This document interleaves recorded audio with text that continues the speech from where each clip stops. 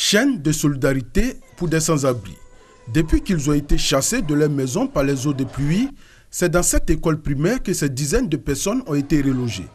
Autour d'eux, la mobilisation s'est faite spontanément. Le lendemain des fortes pluies, nous avons lancé un appel sur Facebook avec des amis pour venir en aide à tous nos parents, tous les habitants des zones sinistrées.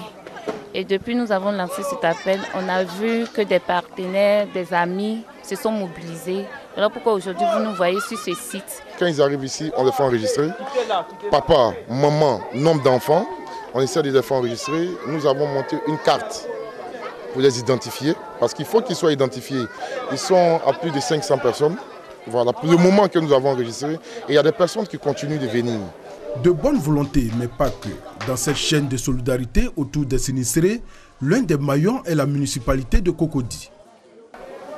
La mairie envoyait des denrées alimentaires, la mairie envoyait des nattes, et la mairie ne s'arrêtera pas là, étant donné que ce n'est pas le seul site. Vivre, non-vivre, assistance permanente. Ici, tout est mis en œuvre pour remonter le moral de ces populations durement éprouvées par les pluies diluviennes. On nous donne à manger, on mange, on dort bien, on n'a pas de problème. Mais si dans cet établissement scolaire, les sinistrés ont trouvé du réconfort, le site n'est que provisoire. Dans les jours à venir, ces populations qui ont presque tout perdu seront priées de le libérer. Et si on nous donne aujourd'hui sac de riz, c'est tout ce qu'on a besoin.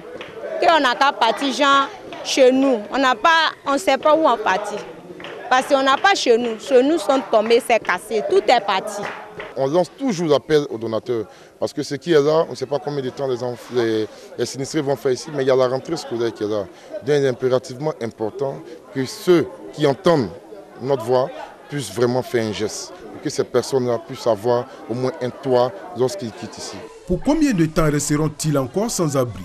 On ne saurait le dire, mais le plus sûr, c'est que la solidarité autour d'eux ne faiblit pas.